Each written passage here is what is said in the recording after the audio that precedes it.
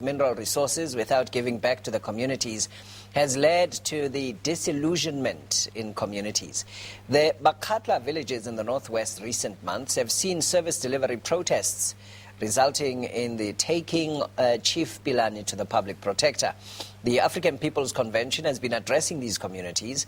Themba Godi is the APC leader. He's joining us now from our studios in Cape Town. Themba, good morning to you. Welcome to Morning Live on SABC2. Thank you. First, let's just understand the context in which mines operate in South Africa. They operate mainly in rural areas and rural communities, correct? Correct, yeah, true. And the circumstances generally are like what in the communities where they operate? Well, we have the expectation in terms of, the legal prescripts.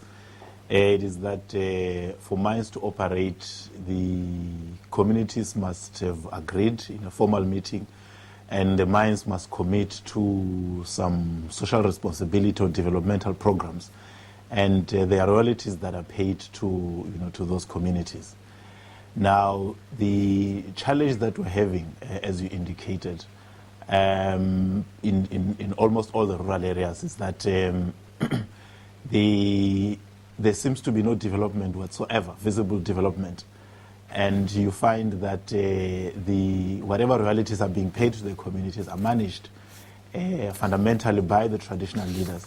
And there have been challenges of accountability and transparency for these funds. And if you look at all the villages that we have been to, whether you talk about BAKGATLA in Moruleng, or you go to Mabeskral, or Tuyelachte, or Tlatlaganyane, or Lieder, or Bethany, you find that it is the same problem where the traditional leaders, the mining bosses, and government officials somehow seem to collude against communities. And this is what has led to sporadic violent protests from communities. And in the case of the BAKGATLA, to a point where the people have actually said, we actually don't need this chief. Okay.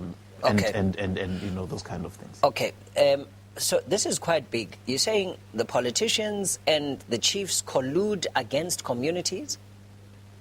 Well, look, in all the areas that I've gone to, you'll find that there are community leaders who have engaged every layer of government without any response. In the case of the BAKGATLA, I saw a letter from the Auditor General indicating that the tribal financial books have not been audited since 2003. Yeah. And yet, tribal affairs and the auditing of their books is the responsibility of the Provincial Department of COGTA as well as the Premier's office. Right. And in almost all these instances, people have been to Mafikeng, and it would appear that there is no official who is prepared to act in the interest of the community and in ensuring that legislation is upheld. Yeah. Just the situation as it has unfolded now in Marikana, what do you make of that?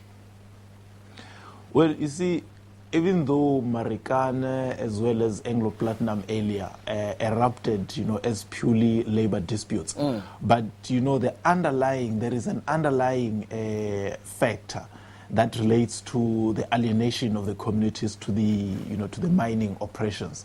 And you see that in Hapila, in Limpopo, in Steelport, as well as around Piet Retief in Mpumalanga, where you find that communities actually feel that the presence of these mines are actually an environmental hazard and a burden to them, because clearly they don't differ to communities that have no mines in terms of development and even in terms of employment. Yeah. So you find, therefore, that beside the lack of employment, even those that are employed, they are employed on short-term contracts, and they are very, very poorly paid. And yet they see every evening on SABC2 that minerals on the world market are fetching very high prices. And so it is only a few people who are benefiting, who are making a lot of money, whereas the communities have nothing to show for those things. So what recourse then for the community? I mean, you say people have been to Mafikeng, you talk about collusion between politicians and chiefs. What recourse then for the communities? Well, you see, what we have done as the APC in the couple of months that we've been interacting with these communities, I have yesterday written to the MEC in the Northwest, MEC Dodov, for an engagement.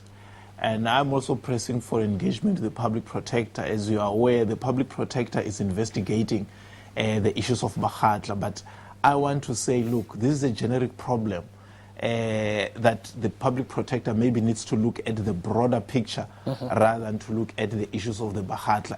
And for us to be able to pinpoint exactly who has not been able to fulfill their obligations. Okay. We understand that in the provincial department there is an account where communities' monies are being kept, and that account has never been audited for all these years, and nobody knows what happens there. All right. Thank you very much, Themba Godi, raising some really insightful issues. Thank you for joining us here on Morning Live on SABC2, talking about the circumstances of communities in areas where mining operations are based and some of the challenges that they face.